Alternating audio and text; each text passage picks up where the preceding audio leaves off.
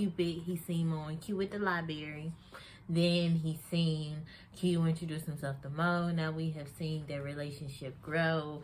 And then we were able to get like insight into how Mo was feeling about the whole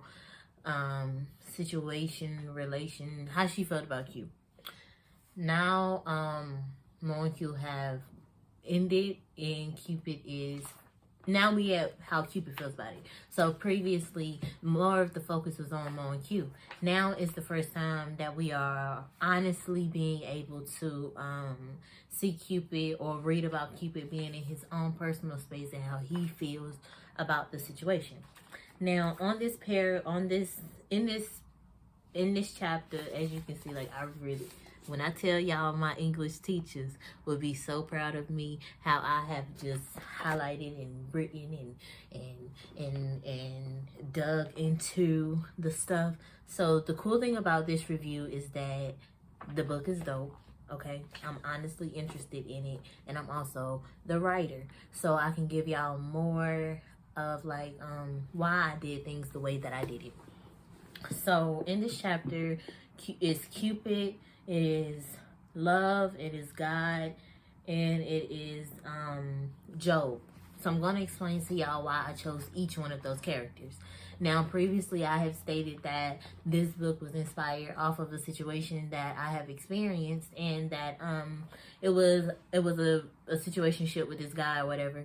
And when I wrote the book, I just wanted to get it off my chest, but I didn't want it to be a book where I was bashing a man, nor did I want it to be a book where it was a woman crying about a man. I wanted it to be from the outside looking in, so that all of the readers could have their own perspective of what happened.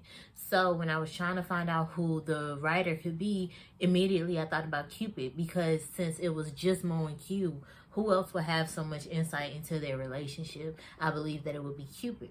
So I made Cupid the writer. And then, let's see. So, so at the beginning of the chapter, Cupid is giving his personal opinion on what previously just happened with Mo and Q. And then in the next section of this chapter, Cupid is talking to God. So the reason why I put God as a character in the book is because I guess you could say that the book is kind of a fairy tale situation, because it's characters like Cupid and love and hope and faith and stuff like that. But it's kind of sort of like Mo and Q are in the real world, and Cupid is in the imaginary world. It's the world that humans can't see. So with Cupid being in a position to connect people, when I thought of who would be Cupid's boss, I thought of God. So that's why when Mo and Q situation wasn't really working out, he went to go talk to his boss, because Cupid knows that God is in control of everything. So if I'm gonna go talk to somebody, I'm gonna go talk to the being that is in control of everything. Now, previously, before Cupid went to go talk to God about this situation, or previously before Cupid went to go talk to God in this chapter, he had asked God to make sure that Mo and Q work out. He had also told God that Q was giving Mo a hard time. So Cupid had already previously been venting to God about this whole situation. So by this time, when Mo and Q in, he's going up to God like, what is the purpose of this? Like, I'm not understanding, and God is telling him to trust him. Now, Cupid is having doubt in God, as you know, many of us do. All of this is going to go in full circle, so just keep listening to me. So he has doubt in God. Cupid goes back to his rock, which is his home. He goes back to his home, and he's sitting there, he's thinking about all of this doubt. And then Love, who is a woman, comes up to him. Now, why is Love in the book? Because love is the book. This whole book is about love. That is the overall thing. And also, because Cupid was going through doubt with God, many times when I go through doubt with God, one of my friends ends up coming to me. And when I thought of who could be one of Cupid's friends, I thought of Love, because since Cupid's job is to put people together, and then once people are put together, they're supposed to fall in love. That must mean that Cupid and Love is in partnership. So that's why Love was in the book. Now, when Love comes up to Cupid, she's coming up to him, you know, telling him basically, Cupid, you're not the only one who had doubt in God. And then she's asking him, you know, like, why do you have doubt in God? And then And then they start talking about the kids, and then Love gets her perspective of Mo and Q. And that conversation doesn't really go too well. It doesn't really go too well. Cupid isn't encouraged, and Love isn't, you know, her goal isn't really being accomplished right now because she's trying to lift up her partner, and he's not being lifted up because he's still doubtful. So she's like, you know, I'm gonna let you tend to yourself, and I'm going about my business. So then once Love leaves, that's when Cupid's second friend comes up, who is Job. Now, when I write, I am in my mind. I'm not really in the mind of understanding that everyone I'm not in the mindset that everyone isn't where I'm at. So sometimes I don't really give insight into what I'm talking about. Because for the most part, a lot of my work is just for me personally. And then later on, once I'm done with the project, I'm like, damn, this is dope. I want to share it. So that's also what happened with this book. But anywho, I'm here to give you insight on the characters and back to Job. So just to give you more of a background onto Job besides my book, I first met Job when I was reading the Bible. So in the Bible is the book of Job. And in the Bible, Job is a man who is a righteous man. He does everything that a servant of God should do. He repents. He's a good husband. He's a good father. He's a wealthy man. He had a lot of stuff. So in the beginning of the book of Job in the Bible, God and Satan are having a conversation. And let me take my time, okay? So God and Satan are having a conversation, and God asks Satan, where have you been? And Satan says, to and fro. Basically, Satan is looking for somebody to mess with, and he can't find nobody. So then God says, have you considered my servant Job? So he basically puts Job into a position where Job is being a piece.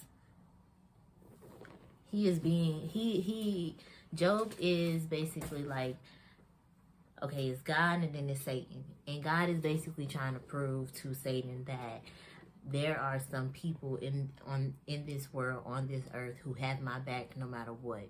Like, I could even allow Satan, you, into their life, and they are still going to stand by me. You can mess with everything around them, and they're still going to stand by me.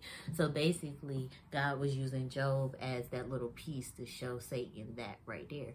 But that's something that I realized at the end of the book of Job. So back at the beginning, he has asked Satan, have you considered my servant Job? So Satan says, yeah, but you got him protected, like he's good. So then God says, okay, I'm going to allow you to mess with everything around him, but you cannot mess with him. So then as the story goes on, Job's kids ended up getting killed, and then his animals end up getting killed, and he basically just loses everything. His body, his skin ends up getting messed up. His wife says he should curse the day that he's born. His 3 friends show up, and they're basically trying to comfort him / tell him that he's wrong. And then at the end of the book of Job, during the book of Job is like, this makes no sense. There's no way that I deserve this. My God is good. And he's going through all of that, all of those emotions, like, my God is good. I'm good. Why am I losing everything? What the word is going on? And his friends is telling him stuff, and then Job is defending himself like, nah, bro, you wrong. And then Job gets up the confidence to go and talk to God. And then once Job goes and talks to God, and, you know, read the book of Job. Okay, just read the book of Job, because that's my interpretation. Your interpretation can be whatever you see. You know, the Bible is just, you take what fits with you and you leave the rest. So if you think something else about it, then that's your opinion. But the reason why I put Job in that book, in my book, is because Job is Cupid and Job is Mo. And the reason why I say Job is Cupid and Job is Mo is because sometimes in life, you know, you're on the right path. Like, you're doing everything right, and you know, you expect for everything to continue to go right, and sometimes things just start falling apart. So it's like, whoa. And then, you know, you're thinking stuff internally, like, I did this, I did that, I did this, I did that. And then you talk to your friends and they're like, well, no, you probably didn't do that. And then you're like, no, I did do that. And then you thinking stuff and you're like, let me go talk to God, you know? So being that the story of Job, so many of my characters could relate to him, he had to be in the book. So I also put him in the book.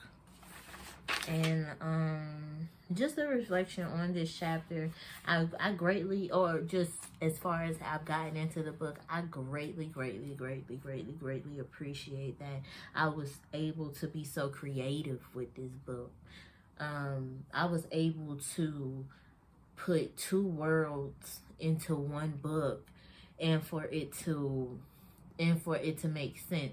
You know what I'm saying? At least it makes sense to me, and it makes sense to other people as well, because I have readers who have not said it doesn't make sense. You know, like, it's just so amazing to me as a reader that I can read this book and in my head it's just like, you know, like, it's crazy because as I'm reading and I'm like, dang, why did I do it like that, and dang, why did this happen like that? And like I said, I'm only on page 43.